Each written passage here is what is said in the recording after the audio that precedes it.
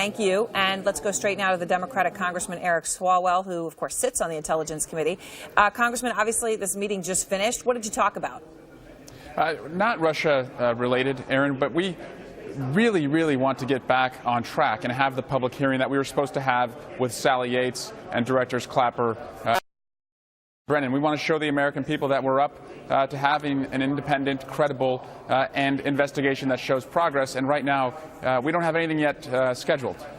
So you're trying to schedule things. There's also the question of what you've seen. Have you, Congressman, seen or been briefed on the intelligence about wiretapping that both Congressman Schiff and the chairman have now seen at the White House?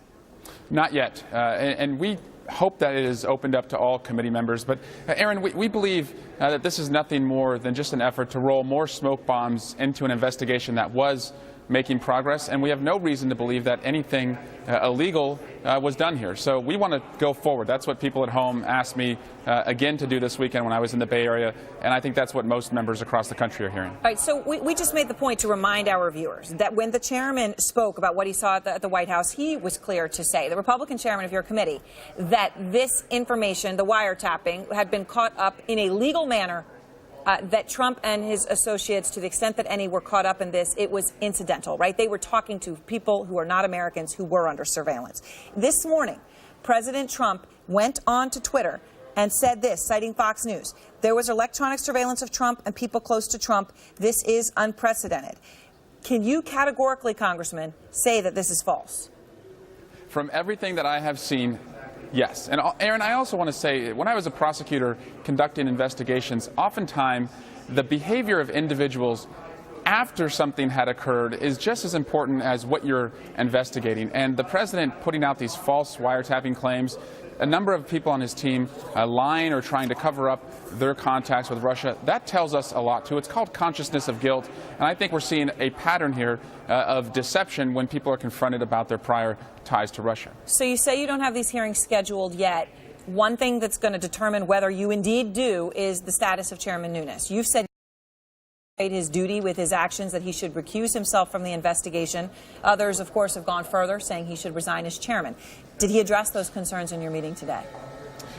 That is not something that we were focused on today. You know, and we do a lot of non-intelligence related matters, and that's why I think if the chairman wants to have credibility in presiding over a lot of the urgent and important matters that we conduct that are not related to Russia, he should step aside with the Russia investigation. Whether he does or not, we're going forward. I'm going to go visit an agency, and so are my colleagues this week, to review more evidence. So we just don't want this investigation to have an asterisk around it.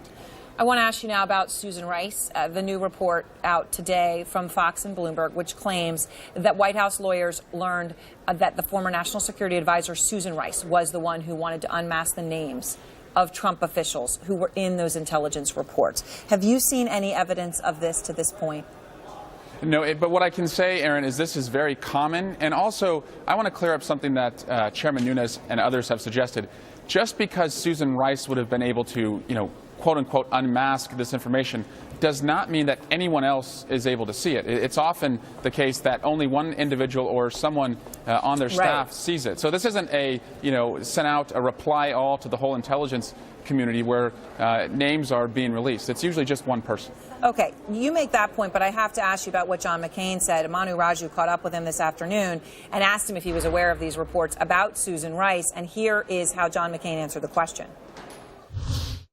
I have not been made aware, but if it's the case, of course, it's just dereliction of duty.